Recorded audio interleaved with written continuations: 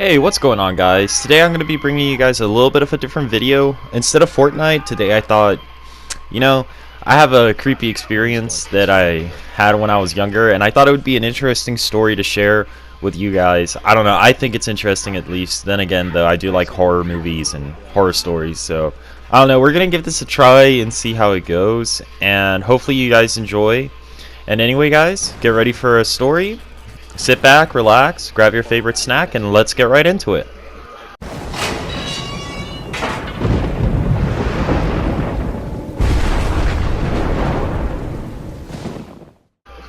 So before I get into the actual story, I think it's important to set the scene, as it were. And for those of you that don't know, I actually grew up in Mexico.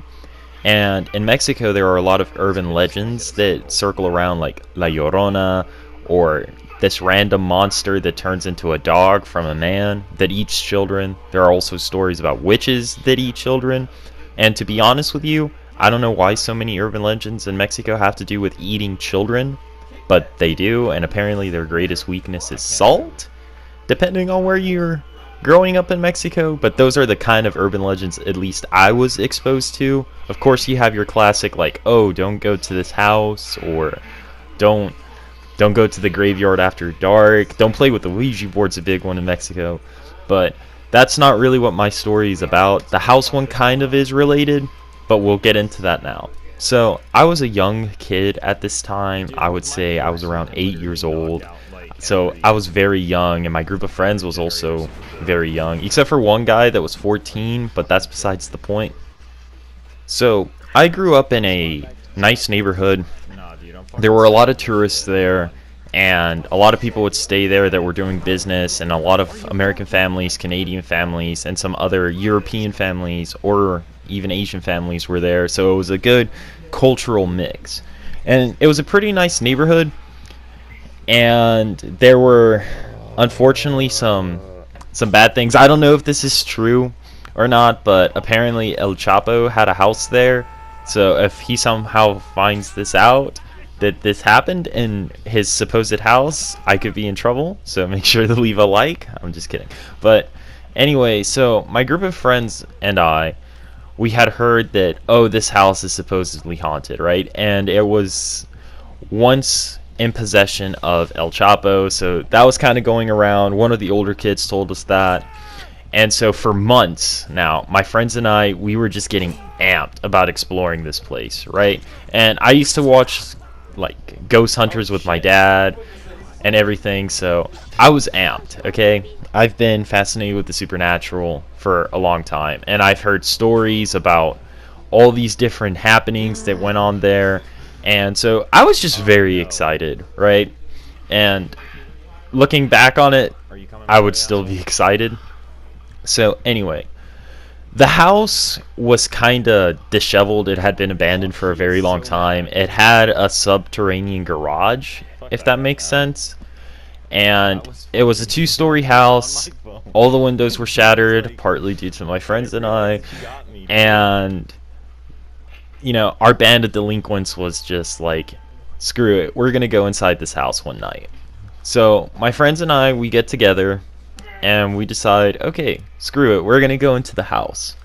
So we set up a plan. We're talking about it all day Friday. We had all planned. Let's spend the night at Chase's house, and we can just completely like pack our things, get our voice recorders, walkie-talkies, the whole 9 yards. We were going in 110% committed to finding a ghost or just witnessing something supernatural, right?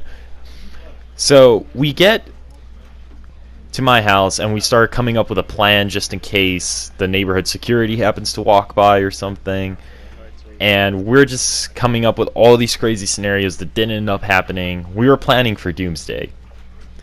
So we finally get to the time when we're supposed to start heading out. And now the house is located about maybe a 10-minute walk from my house at this point.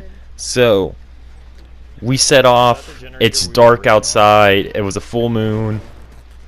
Thunder, lightning, ghost. I'm just kidding. And we finally get to the house after crossing this golf course. And we almost ran into the neighborhood security. However, we got lucky. We hid behind some bushes. We felt like ninjas. And we finally get to the house, right? And when I say this house was intimidating, I mean 110% it was intimidating. I was staring at that house like it was about to eat me, okay? I had never been more scared just to go inside a building in my entire life. The windows looked decrepit, the moonlight was reflecting off them, making just all the jagged pieces of glass just look sharp. Okay, this house looked intimidating. And it was at that point that one of my friends said probably the best thing that was said that night, and was, hey guys, maybe we shouldn't go into this house. But the other guys in my group said, hey man, quit being a wuss, bro. We're about to walk in here and we're about to catch a ghost. So that's what we ended up deciding to do. So we make our way through the subterranean garage, and we just start hearing creaks, right? And we're not really intimidated at this point because we kind of expected that since it was an old house, you know, and plus we're brave as shit. So we didn't think that that was anything big or a reason to turn back. So we start adventuring further into the house, and at some point we decide to split up and do voice recorder sessions and see if we get a response, right? So we split up, and for about 10 minutes my friend and I, who I'll call James for now, James and I, we're just talking about how creepy this place is. There's old furniture scattered, there's mice, I swear to God, I saw a snake crawl or slither into the wall. It was terrifying. And there's a crap ton of spiders and everything. Honestly, an arachnophobe's nightmare at this point. Thank God I don't have arachnophobia.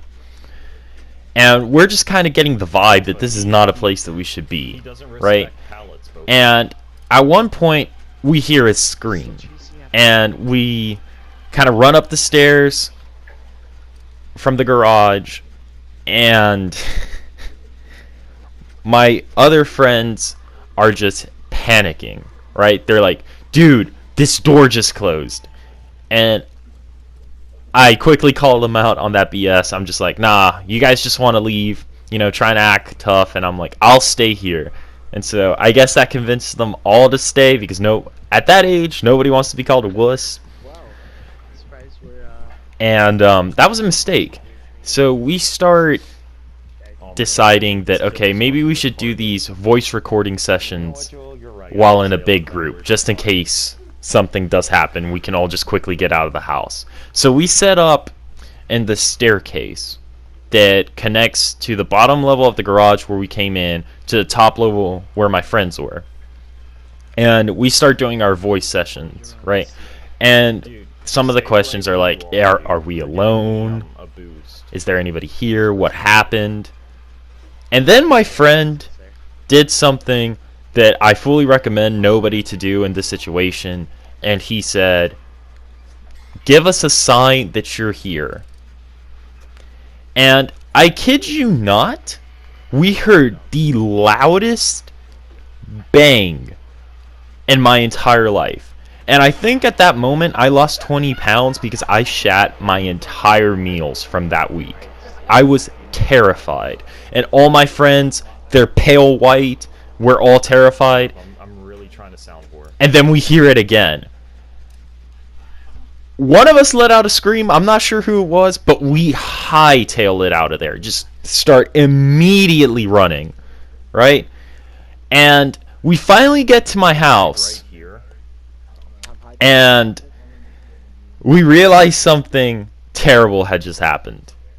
We dropped the voice recorder. So in that moment of complete panic, I almost said, let's go back and get it. But fear grabbed a hold of me, and just, that was not going to happen. So we start coming up with a plan that we will go tomorrow in the morning, right? Because apparently ghosts have a sleeping schedule. So... and this is where it gets crazy. We all go to bed in my house, right? And I had a terrifying dream, okay? before this, I was having like doubts about even going to bed, and I should have just stayed up all night because my dream was terrifying. So my dream was that I was in the basement and there was a door that just had like all these markings on it, not even satanic or anything, just random scribbles, and I heard the bang again and I just woke up. And apparently what was so creepy about this was that all my friends were having dreams too, and it was just terrifying, absolutely terrifying. So we start all waking up and we're all talking about our dreams, and then one of my friends was like, I don't think we should go back to get the voice recorder. And I was like, you know, that's not really my voice recorder, it's my dad's, so we're gonna go get it. And a group of my friends, one left because he really didn't want to go back. We all hop in to the golf cart that I had at the time, and we decide to drive on to the house again. And so we get to the house, and it's just absolutely like, it looked mad. It looked mad in the daytime, okay? I don't know why I decided to walk into the house when it was not as mad looking, but it looked pissed, okay? So my friends and I, we decide to, you know, just go on ahead and get the voice recorder. And we walk in, and the voice recorder's battery had died, unfortunately. Apparently it was still recording. So we grab it and we hightail it out of there, right? And on the way, I kid you not, while I was leaving the garage, which is where we dropped it, I just felt cold. You know, I know that's like a horror trope and everything, but I really did feel cold, and I was unnerved by that whole situation. And then we get to my house, and one of my friends was like, okay, we should listen to the voice recorder. And guys, let me tell you something, okay? I'm not sure if ghosts are real. You can leave your thoughts in the comments below, but that voice recorder makes me think that there is something that we don't understand, guys. Because when the bangs occurred in Spanish, something said to get out. And I'm really glad that we did, because that was absolutely terrifying. That is the worst experience I've had with the paranormal. I have other stories, but they're not as extreme. Maybe I'll share some with you later. But they were absolutely terrifying. And not even to mention the get out part. There was another part that was a little more extreme. That, I swear to you, something was calling some random name from one of my friends. And it was terrifying.